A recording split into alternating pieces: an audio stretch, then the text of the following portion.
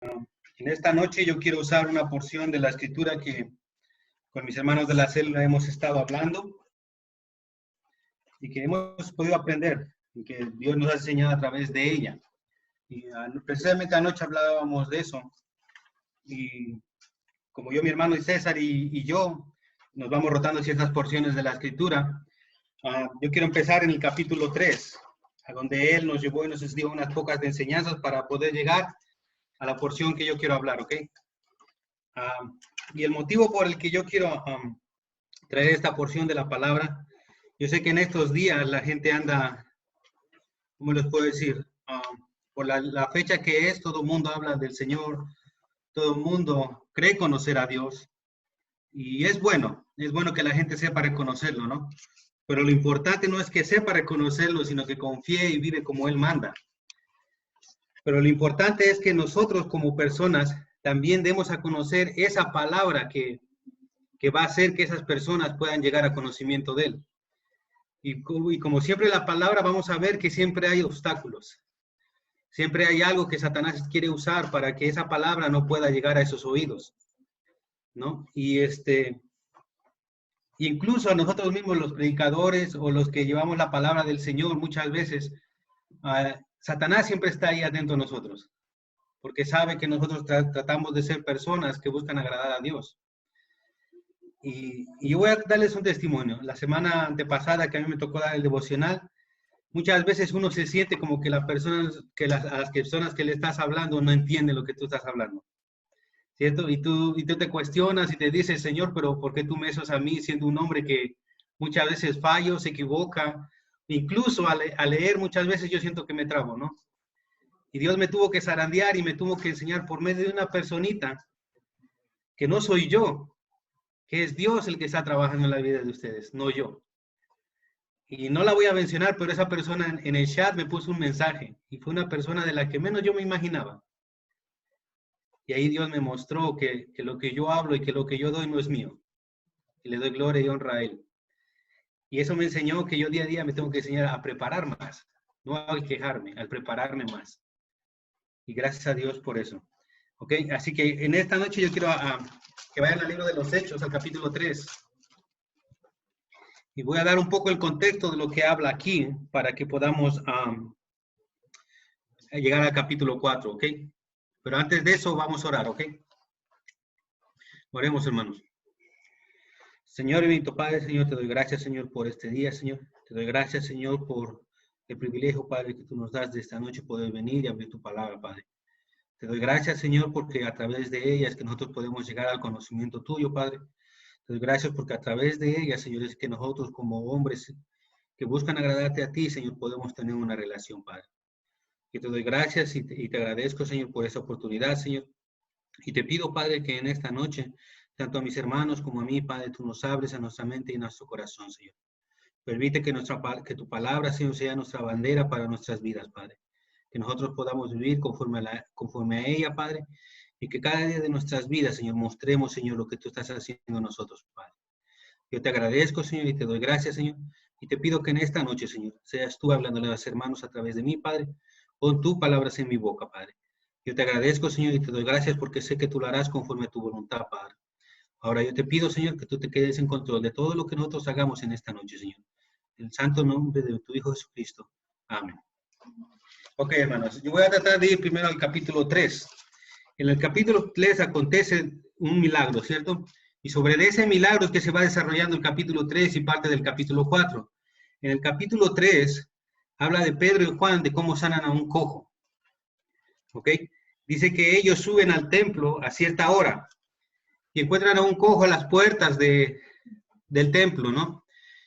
Y el cojo les pide limosna y que le ayuden. Pero ellos le responden y les dicen, lo que tengo te doy. Y nosotros como personas es lo que debemos de hacer con cierto tipo de gente que está afuera. Muchas veces nos encontramos, ¿cierto?, en las calles, gente que está pidiendo para comer, porque tengan cierta situación, no sabemos. Pero lo primero que debemos de hacer es presentarles el Evangelio. Decirles que la solución a sus vidas es el Señor. Decirles que nosotros como personas estamos separados de Dios si es que no tenemos una relación con Él. y que la única forma en que nosotros podemos llegar a Dios es a través de su Hijo Jesucristo. Y eso es lo que hace Juan y Pedro al presentarle eso al cojo. Y dicen que el cojo, cuando él lo recibe, dice que salta y brinca de alegría y va con ellos al templo y alaba al Señor al mismo tiempo. ¿Por qué? Porque sabía el paso que él había dado. Sabía que el que lo había sanado no era ni Juan ni era ni Pedro, sino el Señor. Entonces él estaba contento, brincaba y todo. ¿Ok? Y así va aconteciendo. Después ellos salen del templo y en los capítulos más adelante, del 11 en adelante, es que ellos, Pedro da un sermón en el pórtico de Salomón, su discurso. Y le habla a la gente porque la gente estaba curiosa, preguntando por qué, o por qué, cómo había acontecido esto. Miren lo que dice el versículo 12. Vamos a leer desde el 11. Dice, y teniendo asido a Pedro y a Juan, el cojo había sido sanado. Todo el pueblo atónito concurrió a ellos al pórtico que se llamaba de Salomón. Y viendo esto, Pedro respondió al pueblo. Miren cómo Pedro aprovechó la oportunidad, él no la desperdició. Y miren lo que hizo. Varones israelitas, dice, ¿por qué os maravillas de esto? Dice, ¿o por qué ponéis los ojos en nosotros como si por nosotros, por nuestro poder o piedad hubiésemos hecho andar a este? Lo deja claro desde un principio, Pedro. Que le dice, nosotros no hicimos nada, dice. Lo que lo hizo fue el Señor. Ahora, ¿qué nos enseña a nosotros? Esta porción de escritura nos puede enseñar a nosotros que nosotros lo que podamos hacer al llevarle el evangelio a una persona, no lo vamos a salvar nosotros. El trabajo de nosotros solo es llevarlo y mostrárselos. Y hasta ahí. El que va a salvar es el Señor.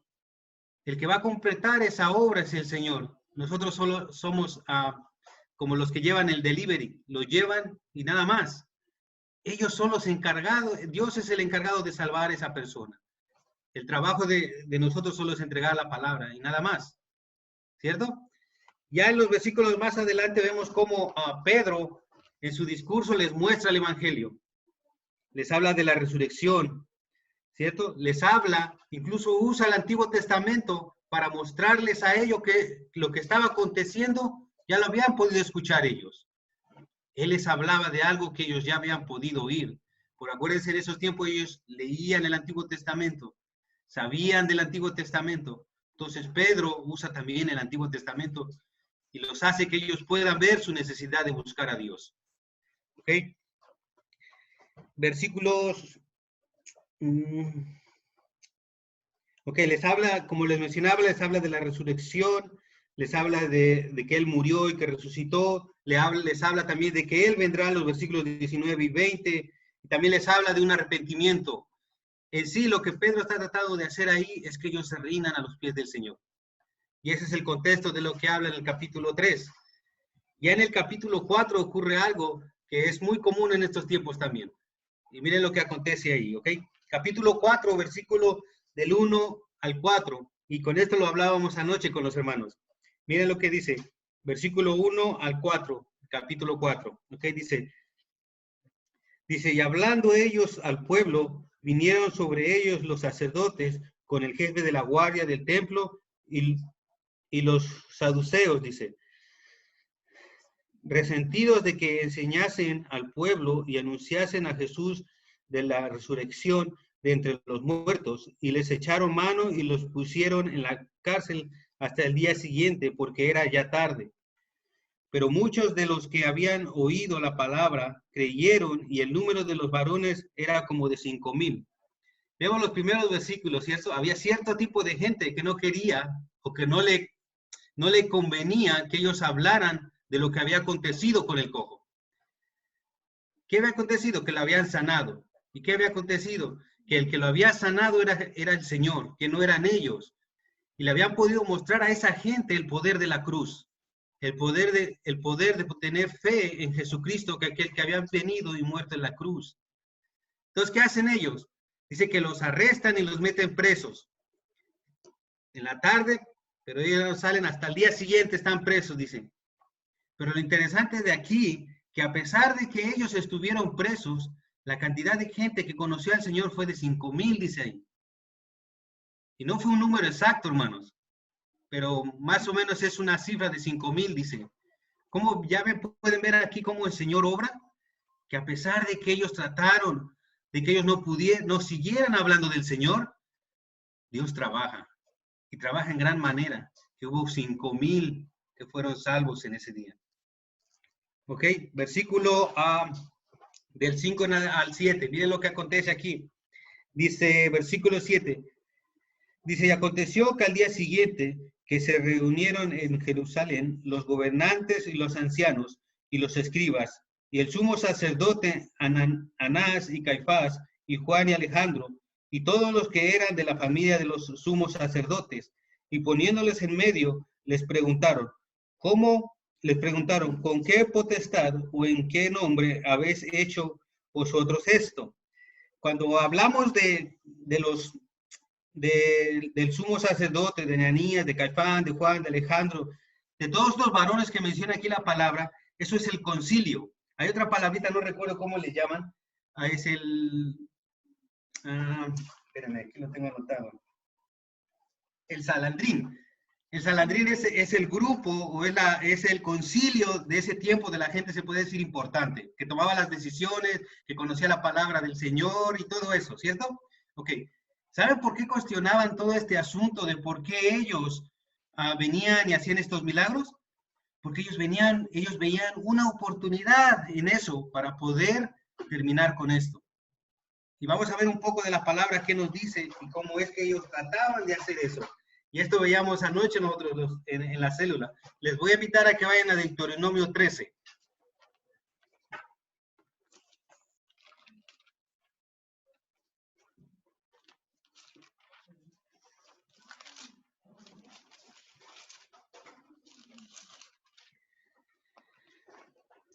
Vamos a leer del versículo 1 al versículo 5.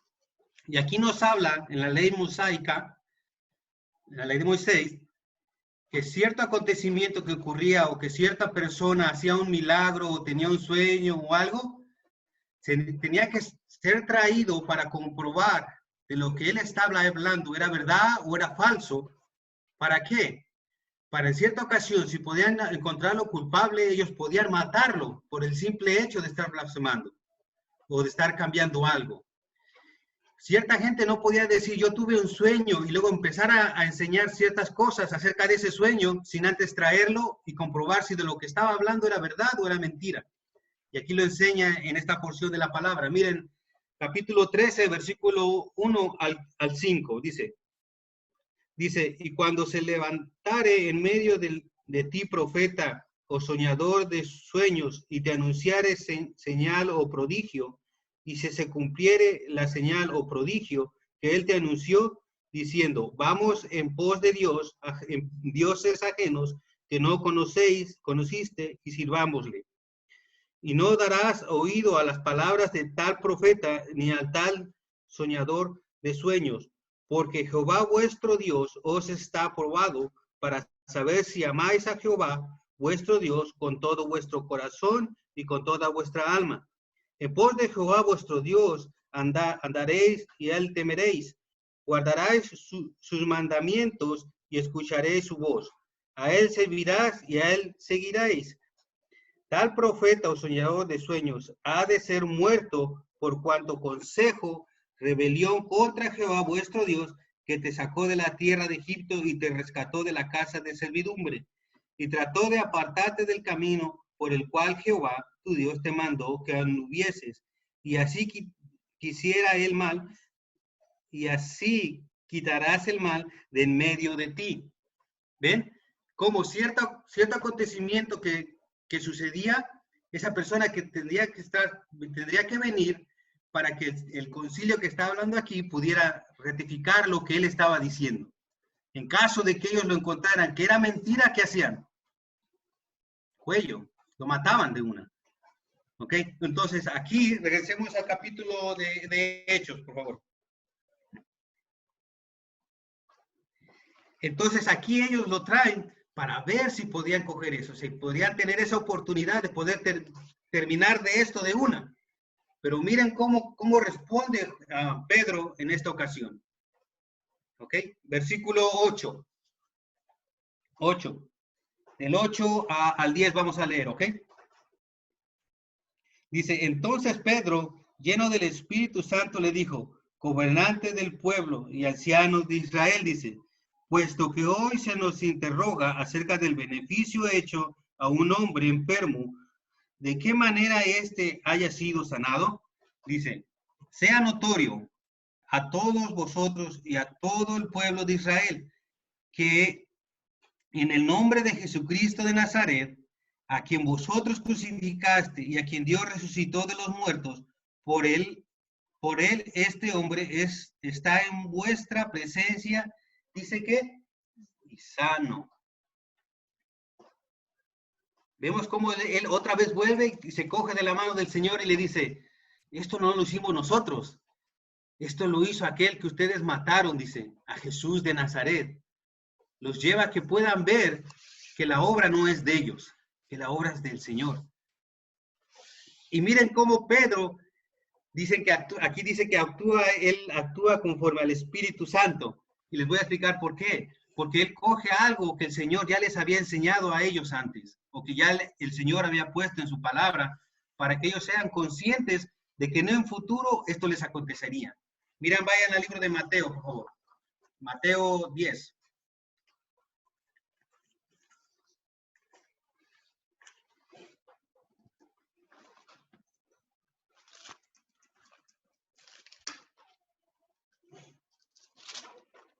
Vamos a leer del versículo 16 al 20.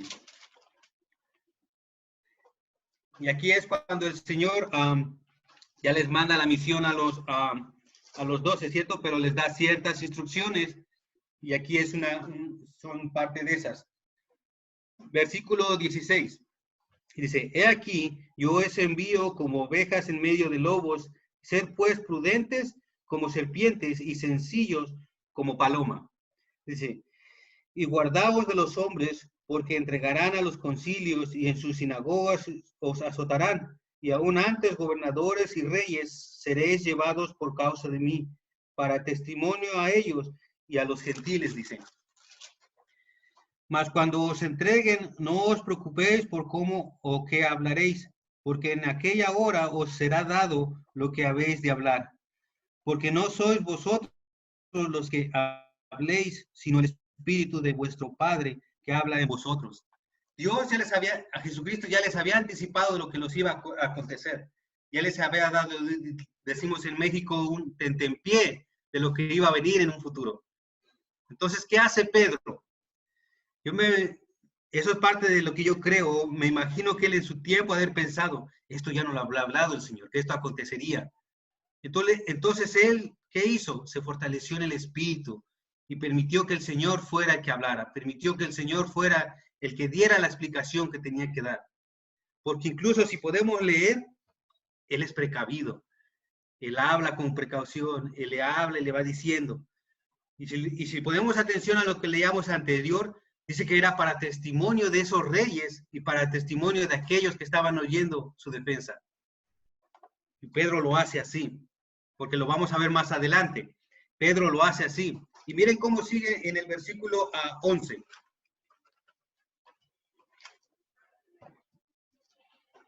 Versículo 11 dice, y aquí es algo interesante, como les puedo ver, miren.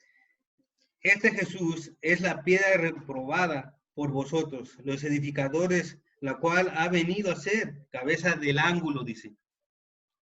¿Ven cómo Pedro actúa con astucia? Usa porciones de la palabra que él está seguro que ellos han oído antes. Está seguro que ellos han podido escuchar. ¿Por qué? Porque en el libro de los Salmos habla de esto y está en el capítulo 118. Vayan para allá.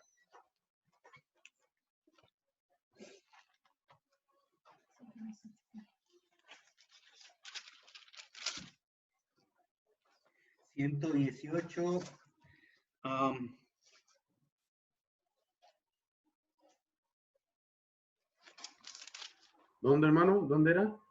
Salmo 118, versículos, vamos a leer del 21 hasta el 23 nada más. Dice así la palabra, dice, te alabaré porque me has oído y me fuiste por salvación, dice. La piedra que desecharon los edificadores ha venido a ser cabeza del ángulo, dice. De parte de Jehová es esto, y es cosa maravillosa a vuestros ojos. Miren cómo Pedro con astucia usa la misma palabra. Y nosotros debemos ser iguales. Tú no tienes que ser un sabio, ¿cómo se dice? Que te sepa la Biblia de Génesis, Apocalipsis para poder hablarle de a alguien. Con simples versículos que tú puedas conocer y tengas conocimientos de ellos, tú puedes usarlos para hablarle a alguien. No tienes que ser una persona que sea un entendido completamente de la palabra, un estudiado, como puede decirlo. Pero muchas veces la persona oye más a la persona que habla con una sencillez en la palabra que aquel que es mucho más estudiado. ¿Por qué? Porque puede entender que lo que le está hablando es algo que sale de él, de su corazón que Dios le ha puesto. ¿Ok? Regresemos otra vez a Hechos, por favor. Y otra vez, miren aquí lo que hace Pedro otra vez. Pone un clavo más aquí, miren. Miren en el versículo 12. Dice, y en ninguno otro hay salvación, porque no hay otro nombre bajo el cielo dado a los hombres que podemos ser salvos. Otra vez, vuelve y pone otro clavo ahí mismo, dice, para que ellos sientan el rigor, para que ellos puedan ver de quién está hablando él. ¿Ok? Versículos 13 en adelante. Y vuelve otra vez, miren aquí, dice, entonces, viendo el denuedo de Pedro y Juan, sabiendo que eran hombres sin letra y del vulgo, se maravillaban y le reconocían que habían estado con Jesús, dice. Versículo 14, y viendo al hombre que había sido sanado, que estaba en pie con ellos, no podían decir nada en contra. Entonces le ordenaron que saliesen del concilio y conferenciaban entre sí, diciendo, ¿qué haremos con estos hombres? Porque de cierto señal manifiesta ha sido hecha por ellos, notoria a todos los que moran en Jerusalén, y no lo podemos negar, dice. Primero, vamos a ver aquí que ellos se maravillaron, se asombraron. ¿Por qué? Porque los hombres que les estaban hablando eran hombres sencillos, hombres humildes. Dice que eran hombres que no eran ni estudiados. Entonces, ¿qué hacen ellos? Se maravillaron. ¿Sí? ¿Cómo estos hombres pueden ser teólogos? Porque les traían el Antiguo Testamento y lo que les estaban hablando acerca de Jesucristo. Y decían, ¿y estos qué? Ni estudiados son. Y están hablando de una manera increíble.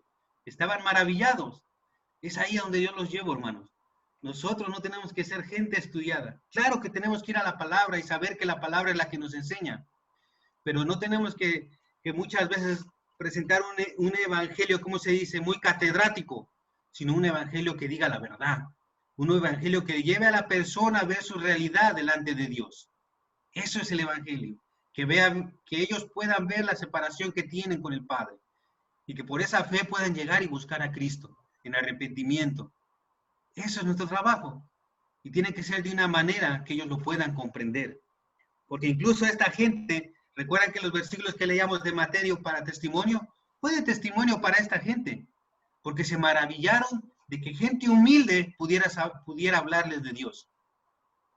Se maravillaron, hermanos. Miren el versículo 16. ¿Cierto? Dice, diciendo, ¿qué haremos con esto? Dice, hombres, porque de cierta señal manifiesta ha sido hecha por ellos, notoria a todos los que moran en Jerusalén y no lo podremos negar. Y ellos pudieron haberlo negado. Nosotros veíamos anoche en cierto libro que hubo una oportunidad en que ellos aprovecharon para poder negar a Cristo en cierto acontecimiento. Pero en este acontecimiento ellos no lo pudieron hacer. ¿Por qué? Porque había acontecido el suceso y mucha gente había conocido del Señor, 5,000.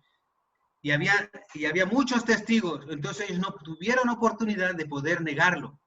Pero miren lo que acontece en el libro de Mateo. Vayan al capítulo 28.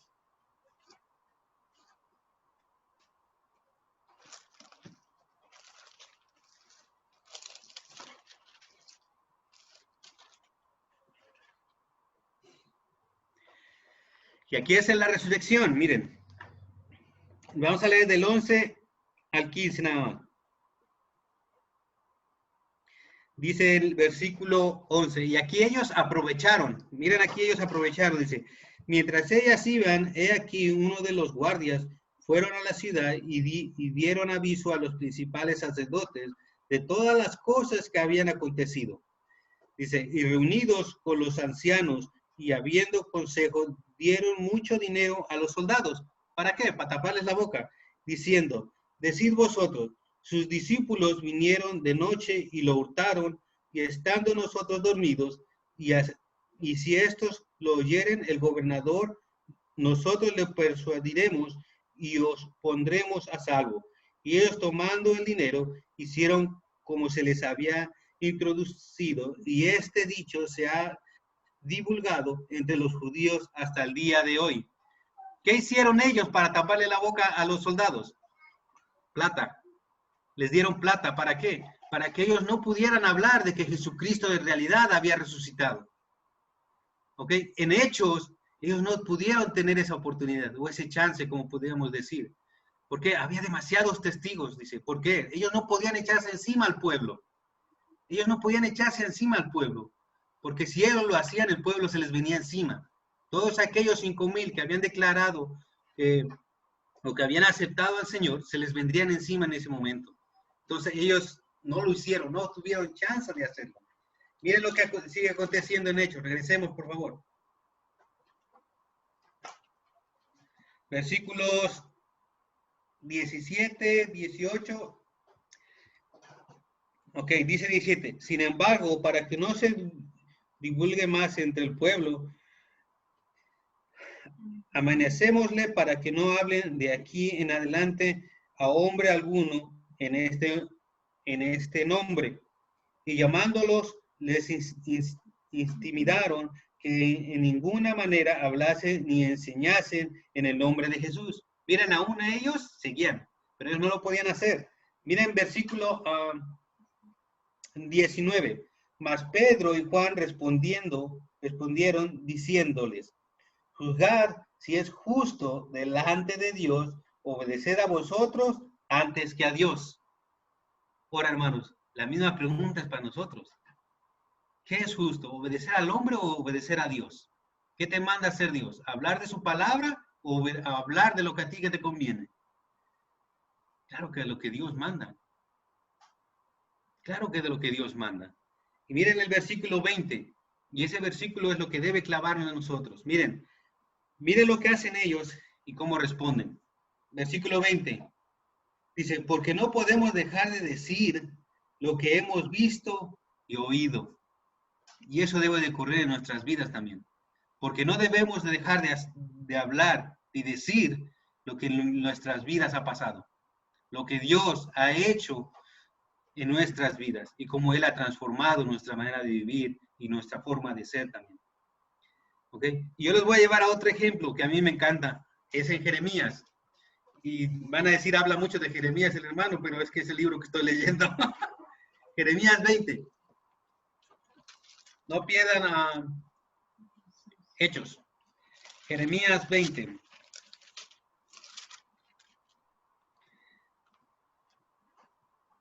Vamos a leer del versículo 7 y hasta el 9. Como ustedes saben, Jeremías fue un profeta, ¿cierto? En el Antiguo Testamento. Este hombre le pasó de una y mil. Él profetizó al pueblo se me fue. Bueno, él le profetizó al pueblo y lo que él profetizaba no era algo sencillo, algo fácil de hablar o algo fácil de decir. Porque incluso aquí en el capítulo 20, él profetiza a Pasur y le dice que él va a ser muerto por espada, él y su familia, incluso con cosas malas que le contestarán a este profeta, ¿cierto? Pero hay cosas mucho más peores que él profetizó. Y yo leí en el capítulo 16, hay algo interesante ahí que miren, vayan al 16 por favor para que puedan entender de lo que voy a tratar de hablar en el 20. Miren en el 16:1 al 4. Miren, Y vino a mí palabra de Jehová diciendo, no tomarás para ti mujer, ni tendrás hijos ni hijas en este lugar. Porque porque así ha dicho Jehová acerca de los hijos y de las hijas que nazcan en este lugar, de su madre, y que den a luz, y de los padres que los engendren en esta tierra. De dolorosas enfermedades morirán, no serán plañidos ni enterrados, serán como estiércol sobre la faz de la tierra. Con espada y con hambre serán consumidos, y sus cuerpos serán de comida a las aves de los cielos y a las bestias de la tierra. ¿Ven lo que él profetizaba? Era duro, porque si una persona viene y te habla y te dice que si tú te casas en este lugar, y si tienes hijos, dice que tus hijas van a morir. Y de la manera en que él dice que van a morir aquí, que incluso las aves de rapiña se los comerán en las calles, eso es malo, hermanos. Eso es duro de decirle a la gente. Entonces, ahora vamos a poder ver un poquito porque aquí Jeremías, en el capítulo 20, versículo 7, habla así. Miren lo que él dice. Versículo 7, 27. Dice, me dijiste, oh Jehová, y fui seducido, más fuerte fuiste que yo, y me venciste. Cada día he sido escarnecido cuando cada cual se burlaba de mí, porque cuántas veces hablo, doy voces, grito, violencia y destrucción, porque la palabra de Jehová me ha sido para enfrenta y escarnio cada día. Y dije, miren lo que pensaba Jeremías, por todo lo que ya le había acontecido, miren, y dije, no me acordaré más de él, ni hablaré más de su nombre. No obstante, dice, había en mi corazón como un fuego ardiente, metido en mis huesos, dice. Traté de sufrirlo, dice, y no pude. ¿Ven? Él sentía un dolor por esa gente, de que él daba la profecía, daba todo lo que acontecía, no lo quería la gente, no lo quería su familia, se burlaban de él, que llegó un punto en el que él decía, yo ya no quiero hablar más de ti, dice. Yo ya no quiero hablar más de ti, Jehová. Pero ¿qué dice Jeremías después? Más cuando, dice qué? Dice, no me acordaré más ni hablaré más de él en su nombre. No obstante, había en mi corazón, dice, como un fuego ardiente metido en mis huesos. Traté de sufrirlo, dice, y no pude. Él veía necesidad. Él sentía que no podía apartarse de Dios. Él veía que era Señor, que lo tenía que seguir usando. Incluso si nosotros vamos al libro de Jonás, a Jonás le pasó algo similar, ¿cierto? Dios lo manda a Nínive a que predique. ¿Y Jonás qué hace? No quiere ir. No quiere ir. Y cuando vamos al capítulo 4, en los versículos 1 y 2, Jonás da el motivo por el que él no quiere ir. ¿Y es por qué? Porque le dice, yo sé, Señor, que tú ibas a perdonarlo, dice, me hiciste salir de mi tierra, de mi lugar, dice. ¿Para qué? Dice, si yo sé que tú ibas a perdonarlo porque tú eres tardo para la ira, dice, pero grande en amor. Nosotros a veces somos así. Nosotros muchas veces no queremos dar la palabra porque tenemos miedo a que nos rechacen o porque lo hemos hecho una y otra vez y esa gente no quiere oír y nos tratamos de rendir. Pero Dios dice, no lo hagas porque yo ya tengo un propósito. Pedro y Juan no se rindieron. A pesar de que los arrestaron, a pesar de que la gente que estaba ahí trataba de que ellos se callaran, ellos no se callaron. Dices que nosotros no podemos callar lo que Dios ha hecho en nosotros. Nosotros no podemos callar lo que nosotros hemos visto. Y nosotros debemos de ser iguales. Hoy en estos días, la gente se preocupa más por buscar los huevecillos para el conejo y buscar que para recordar lo que aconteció en estos tiempos. Y es triste que sea más importante unos huevos o un conejo que lo que sucedió con nuestro Salvador. Ahora, ¿qué hacemos nosotros? ¿Nos rendimos o seguimos dando la palabra? Yo creo que dando la palabra, mis hermanos. Y le damos gloria a Dios que en nuestra pequeña iglesia hay gente que le ama la palabra, hay gente que le gusta estudiar la palabra, hay gente que también trata de dar la palabra. Pero esforcémonos que sea así. Aunque no seamos personas doctos o como se dice, para darla, pero esforcémonos que sea así, hermanos. ¿Ok? Así que vamos a orar y esa era mi exhortación. ¿Ok? Gracias, hermanos. Oremos.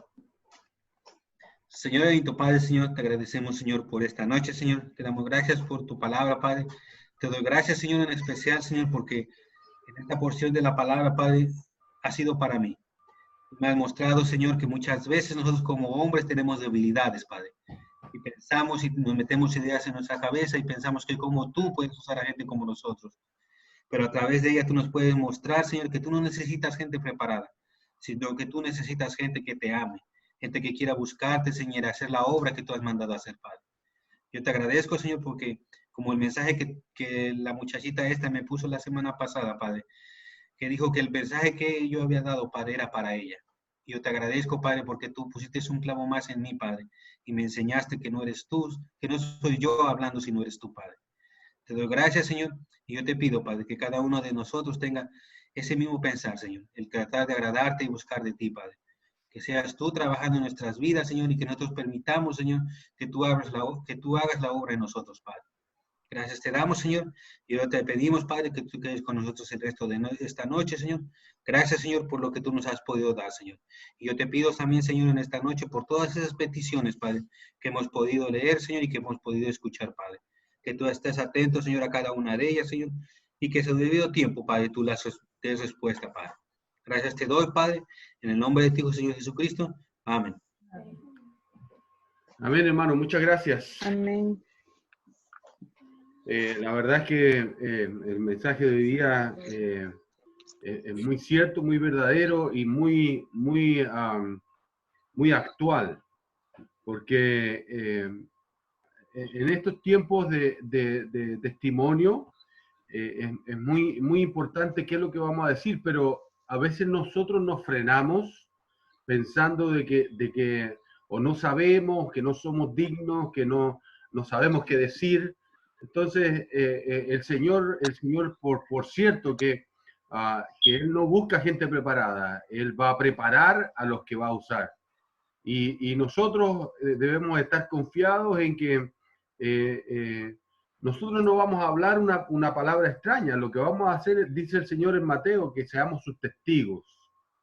Y ser testigo significa no que yo voy a aprenderme una historia de memoria para poder contarla, sino que yo voy a hablar de lo que Dios ha hecho en mí, por qué yo soy salvo. Y hoy día le decía a una hermanita, lo que debes decir es tu historia, ¿por qué tú has sido salva? ¿Qué es lo que te llevó a ti a ser salvo? Y así eso el Señor lo va a usar para que otro pueda conocer de Él también.